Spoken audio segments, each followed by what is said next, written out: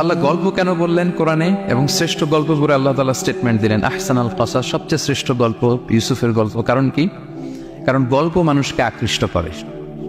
মানে নবী, আপনি তো পাগল হয়ে যাবে ওদের পিছনে ঘুরতে ঘুরতে, ওরা ঈমান আনে না কেন, ওরা জান্নাতি হবে না কেন, এত পেরেশান তো হওয়ার দরকার নাই। আপনার কাজ শুধু পৌঁছে দেওয়া। হেদায়েত দেয়া না দেয়ার মালিক কে? আল্লাহ।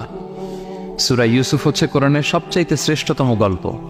এই পৃথিবীতে যত গল্প হতে পারে, আপনারা রবীন্দ্রনাথ পড়েছেন, আপনারা বঙ্কিমচন্দ্র চট্টোপাধ্যায় পড়েছেন, আপনারা কেউ শেক্সপিয়ার পড়েছেন, আপনারা গোটা বিশ্বের বড় বড় সাহিত্যিকদের বই পড়েছেন।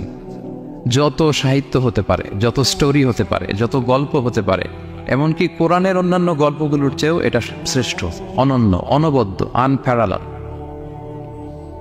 একটা গল্প যে কত নান্দনিক হতে পারে, একটা গল্প কত জীবন্ত হয়ে মানুষের চোখে ধরা পড়তে পারে, সেটা আল্লাহ তাআলা শব্দের, আরবি শব্দের বুননে, ভাষার প্রাঞ্জলতা এই সূরাতে ফুটিয়ে তুলেছেন। এত সুন্দর একটা গল্প। আল্লাহ তাআলা বলছেন আহসানুল কাসাস, মানে সবচাইতে শ্রেষ্ঠ গল্প নবী হ্যাঁ আপনাকে শোনাচ্ছি।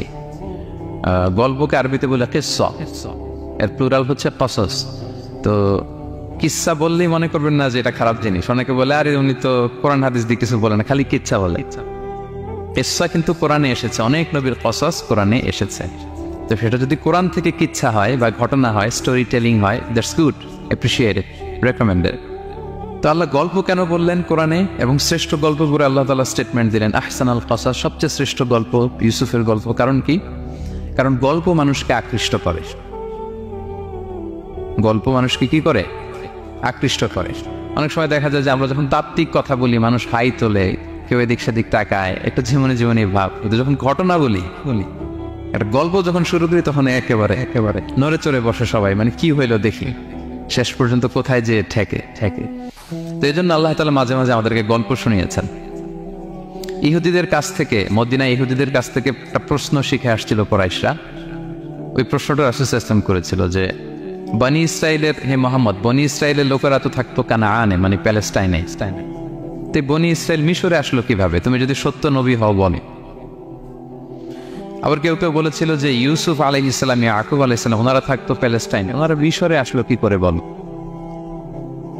আবার সাহাবারা মাঝে মাঝে মক্কায় বলতেন, ইয়া রাসূলুল্লাহ, শুধু জান্নাত জাহান্নামের আয়াত, আখিরাতের আয়াত, তাওহীদ শিরকের আয়াত, এগুলো আমাদেরকে বলা হয়, কোনো ঘটনা কোরআনে বলা হয় না কেন? আমাদেরকে যদি একটা ঘটনা শোনাতেন আমরা ইন্সপায়ার্ড হতাম।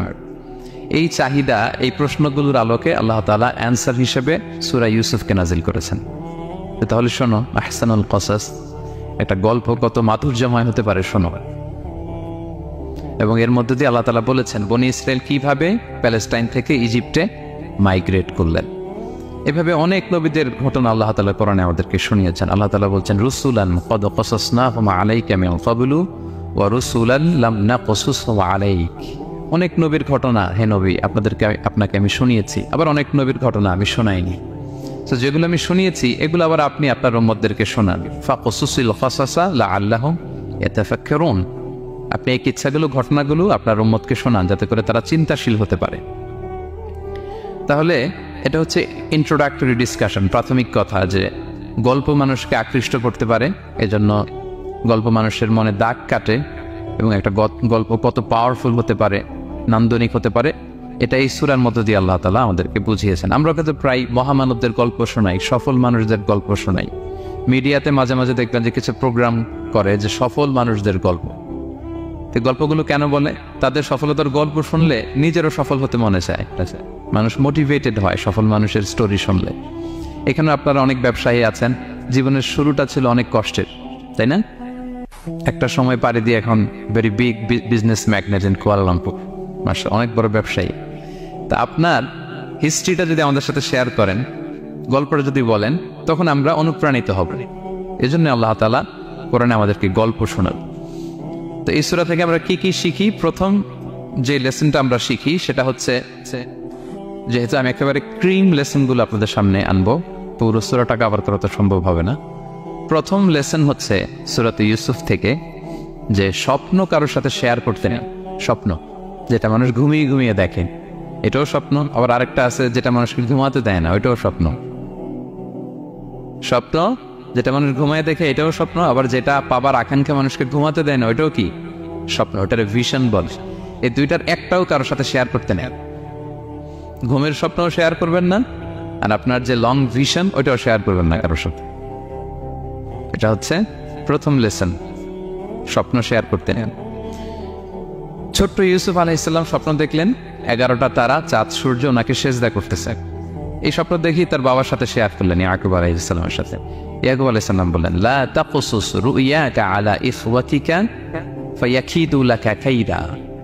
ইউসুফ, তুমি আমাকে বলেছো ভালো, কিন্তু তোমার ভাইদের বলতে যেও না আবার, তাহলে তারা তোমার প্রতি কি করবে?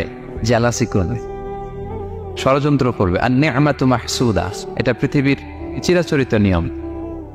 আপনি যদি কোনো ব্লেসিংস পান আল্লাহর পক্ষ থেকে, অন্যদের চেয়ে আপনি একটু ডিফারেন্ট হন, আপনার অনেক কিছু থাকে, এটা সবার ভালো লাগবে না। আপনার ভালো জিনিস সবার ভালো লাগবে না। আপনার এই ভালো জিনিসের কারণে অনেকে আপনাকে ঘৃণা করবে। সো স্পেশালি যদি কোনো ভালো স্বপ্ন দেখেন, অ্যাট দ্য সেম টাইম খারাপ স্বপ্ন যদি দেখেন, এটা আপনি শেয়ার করবেন না কারোর সাথে। কারণ স্বপ্ন এটা কেবলমাত্র মন মস্তিষ্ক প্রসূত কোনো বিষয় না। মুমিন জীবনে এটা অনেক অর্থবহ। মাঝে মাঝে স্বপ্নের মাধ্যমে আল্লাহ মানুষকে বার্তা দেয়, ইলহাম পাঠায় স্বপ্নের মধ্য দিয়ে। এজন্য বিজ্ঞ, প্রাজ্ঞ, শুভাকাঙ্ক্ষী কাউকে শেয়ার করা যায়। যার জ্ঞান নেই বা ব্যক্তিগত জীবনে পাপী, ভালো মানুষ নয় বা হিংসুক টাইপের, এদের কাউকে আপনার কখনো স্বপ্ন শেয়ার করবেন না। ভালো স্বপ্ন দেখলে শুকরিয়া করবেন আল্লাহর, আলহামদুলিল্লাহ, আল্লাহ কবুল করো। খারাপ স্বপ্ন দেখলে পানাহা চাবে আল্লাহর কাছে। সুনানে তিরমিজিতে একটা বাব আছে, একটা চ্যাপ্টার, বাব লা তাকুসুর রুইয়া ইল্লা আলা আলিম আও নাসিহ। ভালো আলেম অথবা শুভাকাঙ্ক্ষী ছাড়া স্বপ্ন কাউকে বলতে যেও না, এই অনুচ্ছেদের নাম। এরপর এর কারণটা কি? কারণটা হচ্ছে ফাইন্নার রুইয়া তাফাউ আলা মা তুআব্বার। স্বপ্নের ব্যাখ্যা যেমনটা করা হয় তেমনটাই হয়। আপনি একটা স্বপ্ন দেখলেন, একজনকে একটা বললেন, সে হুট করে একটা ব্যাখ্যা দিয়ে দিল, ওইটাই হয়ে যাবে। এটা আপনার জন্য ভয়ঙ্কর হয়ে যেতে পারে। লা ইউহাদ্দিসু বিহা ইল্লা লাবিবান আও হাবিবা। আপনার শুভাকাঙ্ক্ষী, আপনার বন্ধু, আপনার ভালো চায়, এদেরকে বলতে পারে। কিন্তু যার এই ব্যাপারে জ্ঞান নেই, হুটহাট করে ব্যাখ্যা করবে, এরকম কাউকে বলা যাবে না। কারণ যেমন ব্যাখ্যা করা হবে তেমনটা হবে। ইউসুফ আলাইহিস সালাম ভালো স্বপ্নের ব্যাখ্যা জানতেন, ইয়াকুব আলাইহিস সালাম ভালো স্বপ্নের ব্যাখ্যা জানতেন, আল্লাহ রাসূল সাল্লাল্লাহু আলাইহি ওয়াসাল্লাম ভালো স্বপ্নের ব্যাখ্যা জানতেন। আবু বকর রাদিয়াল্লাহু তাআলা আনহু সাহাবীদের মধ্যে সবচেয়ে ভালো স্বপ্নের ব্যাখ্যা জানতেন। ইভেন রাসূল সাল্লাল্লাহু আলাইহি ওয়াসাল্লাম মাঝে মাঝে স্বপ্ন দেখে আবু বকরকে বলতেন, দেখি ব্যাখ্যা করো তো তুমি। তাবিঈদের মধ্যে মুহাম্মদ ইবনে সিরিন খুব ভালো স্বপ্নের ব্যাখ্যা জানতেন। এক লোক এসে মুহাম্মদ ইবনে সিরিনকে বলল যে, আমি দেখলাম আমার ছেলে পানি খেতে খেতে পেটটা এত বড় হয়ে গেছে। এই একই স্বপ্ন আরেকটা লোকও দেখলো, দেখে এক মূর্খের কাছে জিজ্ঞেস করলো। সে বলল, সর্বনাশ, এত বড় পেট হয়ে গেছে, তোমার ছেলে তো মারা যাবে। ঠিকই কয়েকদিন পরে ছেলেটা মারা গেল। আর একই স্বপ্ন দেখে এই লোক মুহাম্মদ ইবনে সিরিনকে জিজ্ঞেস করেছিল, উনি বলেছেন যে তোমার ছেলে তো অনেক বড় আলেম হবে। ঠিক তাই হয়েছে, ওই ছেলে অনেক বড় আলেম হয়েছে। তো ফাইন্নার রুইয়া তাফাউ আলা মা তুআব্বার। স্বপ্নের ব্যাখ্যা তেমন হয় যেমন এটার ব্যাখ্যা করা হয়। রাসূল সাল্লাল্লাহু আলাইহি ওয়াসাল্লাম একবার স্বপ্নে দেখলেন যে তিনি, ওনাকে দুধ দেয়া হয়েছে, বাটিতে দুধ খাচ্ছেন, পরে আঙ্গুলের ফাঁক থেকে দুধ বেরোচ্ছে। এই সামান্য একটু দুধ রাসূল সাল্লাল্লাহু আলাইহি ওয়াসাল্লাম ওমরে ফারুককে দিলেন। সাহাবারা বললেন, মাযা আউয়ালতা বিহি ইয়া রাসূলুল্লাহ, এটা তাবিল কি? তখন বললেন, আউয়ালতু বিহি আল ইলম, এটা দিয়ে আমি জ্ঞান বুঝিয়েছি। মানে ওমরে ফারুকের আল্লাহ তাআলা অনেক জ্ঞান দিবে। স্বপ্নে কেউ দুধ খাচ্ছেন, এটা আপনার জ্ঞানের প্রতীক। রাসূল সাল্লাল্লাহু আলাইহি ওয়াসাল্লাম স্বপ্নে দেখলেন লোকজন দাঁড়ানো, কারো গায়ের জামা এতটুকু, কারো এতটুকু, কারো হাঁটু পর্যন্ত, আর ওমরে ফারুক জামা একেবারে টেনে হিঁচড়ে যাচ্ছে। তো সাহাবারা বললেন, মাযা আউয়ালতা বিহি ইয়া রাসূলুল্লাহ, এই স্বপ্নের তাবিল কি, ব্যাখ্যা কি? রাসূল সাল্লাল্লাহু আলাইহি ওয়াসাল্লাম বললেন, আউয়ালতু বিহি আদ-দীন আত-তাকওয়া, এটা দ্বারা আমি দিনদারি বুঝিয়েছি। মানে ওমরে ফারুকের দিনদারি অনেক বেশি। স্বপ্নে কেউ ছোট জামা দেখলে তার দিনদারি কমতেছে, এটার একটা আলামত।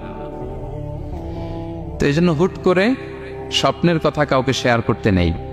রাসূল সাল্লাল্লাহু আলাইহি ওয়াসাল্লাম ফজরের সালাতের পরে মসজিদে নববীতে সালাম ফিরিয়ে সাহাবাদের দিকে মুখ ফিরিয়ে বসতেন, তাসবিহ পড়তেন, এরপর জিজ্ঞেস করতেন, হাল রাআ আহাদু মিনকুম আল বারিহাতা রুইয়া, গত রাতে কেউ কোনো স্বপ্ন টপ্ন দেখেছে নাকি? তো তখন সাহাবারা এই স্বপ্ন বলতেন, রাসূল সাল্লাল্লাহু আলাইহি ওয়াসাল্লাম ব্যাখ্যা করতেন। সুবহানাল্লাহ, কত সৌভাগ্যবান ছিলেন তারা। তাহলে স্বপ্ন বলা যাবে নাকি কাউকে? শুধু মুরাদ ভাই বলবে না, বাকিরা বলবে? স্বপ্ন বলবেন কাউকে না। খুবই শুভাকাঙ্ক্ষী, আপনার একেবারে ক্লোজ ফ্রেন্ডস, তাকে বলতে পারেন। আর অনেক বড় আলেম যিনি ভালো ব্যাখ্যা করতে পারবেন, আপনাকে গাইড করতে পারবেন, তাকে বলবেন, এছাড়া বলা যাবে না। আর খারাপ স্বপ্ন তো বলাই যাবে, আল্লাহ তাআলার কাছে পানা চাইতে হবে। তাহলে ঘুমিয়ে ঘুমিয়ে যেটা দেখি এটা কারোর কাছে বলা যাবে না। আর যেটা পাওয়ার আকাঙ্ক্ষা মানুষকে ঘুমাতে দেয় না, ওইটাও একটা স্বপ্ন। বলে না যে আমার জীবনের স্বপ্ন আমি এটা করবি, এটাও স্বপ্ন। এই ভিশনও শেয়ার করা যাবে না কারোর সাথে। আপনারা তো ব্যবসায়ী মানুষ, টিপস শিখাই দেয় কিছু। বিশাল বড় একটা কিছু প্রজেক্ট নিছেন, শুরু করার আগে আপনি বলে ফেলছেন শেষ, আর এটা হবে না। দেখবেন যে এখান থেকে কনস্পিরেসি, ওইখান থেকে শত্রুতা, ওইদিকে এটা করছে ওইটা করছে, আপনি আর আগাতেই পারবেন না। দুঃখজনক হলেও সত্য, আমরা বাংলাদেশিরা তো এগুলো তো অভ্যস্ত। সবার মধ্যে কম বেশি জেলাসি কাজ করে ন্যাচারালি, আমাদের বাংলাদেশিদের এটা আরো বেশি। আমি আমার প্রায় আলোচনাতে বলি যে আমাদের জাতীয় খেলা হাডুডু হওয়ার কারণ হচ্ছে এই খেলার ধরনটাই এমন, একজন সামনে যেতে চায়, 10 জন পা ধরে পিছনে টানতে চায়। তো একটা গল্প শুনেছিলাম এরকম, যে এক লোক জাহান্নাম ভিজিট করতে গেছে, এক এক দেশের লোকদের জন্য এক এক জাহান্নাম, প্রত্যেক জাহান্নামের উপর একজন রক্ষী ফেরেশতা। দেখতেছে যে একটা জাহান্নামের আশেপাশে কোনো রক্ষী ফেরেশতা নেই। তো বললো যে সব জাহান্নামের উপরে রক্ষী ফেরেশতা যাতে বেরোতে না পারে কেউ, এই জাহান্নামের কোনো রক্ষী ফেরেশতা নাই। এটা কোন দেশের? বলতেছে এটা বাংলাদেশের জাহান্নাম। কেউ যদি কোনো রকম বের হইতে যায়, বাকিরা টেনে আবার টুকায় ফেলবে, বেরোয়া যাবে না এখান থেকে। তো এটা নাকি বাংলাদেশের জাহান্নাম। এটা জাস্ট একটা মজার ছলে গল্প করলাম আর কি। তা আপনি আপনার ভিশন শেয়ার করলে বিপদে পড়ে যাবেন। আপনি প্রপার হোমওয়ার্ক করবেন, গ্রাউন্ড ওয়ার্ক করবেন, কাউন্সেলিং করবেন, প্রজেক্ট দাঁড় করাবেন, লঞ্চিং প্রোগ্রামের দিন সবাইকে জানাবেন, সব রেডি। এবার আর কেউ কিছু করতে পারবেন, এটা দাঁড়াই গেছে, সব রেডি। লঞ্চিং জাস্ট একটা ফর্মালিটিস, তারপরে আমার কাজ শুরু হবে। কিন্তু আপনি আগেই যদি সবাইকে জানায় ফেলেন, হবে? এটা হবে না। এটা হচ্ছে 1 নম্বর লেসন, স্বপ্ন শেয়ার করতে নেন। এই লেসনটাকে ক্লিয়ার? প্রিয় ভাই এবং বোনেরা, আচ্ছা মুভিং অন, 2 নম্বরে চলে যায়। সূরা ইউসুফের 2 নম্বর লেসন হচ্ছে চরিত্র হচ্ছে মানব জীবনের সবচেয়ে যে দামি সম্পদ, আপনার ক্যারেক্টার। আমরা ছোটবেলায় পড়েছি না যে when money is lost, nothing is lost, health is lost, something is lost, character is lost, সব শেষ। এটা অনেক দামি সম্পদ। সো এই মোরাল স্ট্যান্ডার্ড বা আপনার এথিক্স, এটাতে কোনো কম্প্রোমাইজ করা যাবে না। চরিত্র শেষ তো সব শেষ। বিশেষ করে যুবক ভাইয়েরা, আপনারা অনেক যুবক আছেন এখানে দেখতে পাচ্ছি। এই চারিত্রিক উন্নত চরিত্র, এটা আল্লাহ তাআলার কাছে অত্যন্ত প্রিয়। এবং যারা চরিত্র হেফাজত করতে চায়, যে যুবক, আল্লাহ তাআলা তাদেরকে সাহায্য করা নিজের জন্য অবধারিত করেছেন, তাকে হেল্প করা, যে নিজের চরিত্র বাঁচাতে চায়। রাসূল সাল্লাল্লাহু আলাইহি ওয়াসাল্লাম বলেছেন, সালাসাতুন হাক্কুন আলাল্লাহি আউনুহুম, 3 শ্রেণীর ব্যক্তিকে সাহায্য করা আল্লাহ নিজের উপর আবশ্যক করেছেন। এর মধ্যে এক শ্রেণী হচ্ছে ওয়ান্নাকিহ আল্লাযী ইউরিদুল আফাফ, এমন যুবক যে বিয়ে করে নিজের চরিত্র হেফাজত করতে চায়। সেম গোস টু ফিমেল, নারীদের ক্ষেত্রেও একই কথা। প্রত্যেকের ক্ষেত্রে, যুবক যুবতী প্রত্যেকের জন্যই তার চরিত্রটা তার জীবনের সবচেয়ে দামি সম্পদ। এবং এটা হেফাজতের একমাত্র মাধ্যম হচ্ছে বিয়ে। বিয়ে হচ্ছে আমাদের চরিত্র হেফাজতের রক্ষা কবচ। এবং রাসূল সাল্লাল্লাহু আলাইহি ওয়াসাল্লাম যুবক যুবতীদেরকে উদ্দেশ্য করে বলেছেন যে ইয়া মাআশারা শাবাব, হে যুবক যুবতীরা, মান ইসতাতা মিনকুমুল বাআতা ফালিয়াতাযাওয়াজ, তোমাদের যাদের সক্ষমতা আছে তোমরা বিয়ে করে ফেলো। টাইমলি ম্যারেজ আমরা সবসময় বলি, সময় মতো করতে হবে। ফাইন্নাহু আগাদ্দু লিল বাসার, বিয়ে করলে দৃষ্টি সংযত হয়। ওয়া আহসানু লিল ফারাজ, প্রাইভেটস এটা হেফাজতে থাকে, লজ্জাস্থান। ওমান লাম ইয়াস্তাতি', যদি কারো সক্ষমতা না থাকে, ফাআলাইহি বিসসাওম, সে যেন রোজা পালন করে। ফাইন্নাহু লাহু বিজা, এটা তার জন্য ঢাল স্বরূপ। তাহলে অন টাইমে ম্যারেজের কথা রাসূল সাল্লাল্লাহু আলাইহি ওয়াসাল্লাম আমাদেরকে বলেছেন। এবং এই যৌবন এটা কিন্তু একটা হিউজ এনার্জি। ইয়স, আপনাদের নাম তো দিয়েছেন কি Bangladeshi young business community Malaysia presents. তো আপনারা হচ্ছেন সবাই এখানে যুবক, তাগড়া যুবক। এই যৌবন, 5টা প্রশ্নের উত্তর না দিয়ে কিয়ামতের ময়দানে মানুষ পা নাড়াতে পারবে না। এর মধ্যে একটা প্রশ্ন হচ্ছে তোমার জীবনের যে মাহেন্দ্রক্ষণ যৌবন, এটা তুমি কিভাবে কাজে লাগিয়েছ, তোমার ইয়ুথ, এটার ব্যাপারে আপনি জিজ্ঞাসিত হবেন।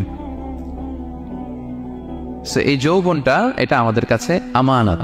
এর জন্য রাসূল সাল্লাল্লাহু আলাইহি ওয়াসাল্লাম অসংলগ্ন দৃষ্টিপাত করতে আমাদেরকে নিষেধ করেছেন, দৃষ্টি যাতে আমরা হেফাজত করি। এবং তিনি বলেছেন 2টা অঙ্গের গ্যারান্টি যদি আমাকে কেউ দেয় যে এই দুই অঙ্গের পাপ কেউ করবে না, আমি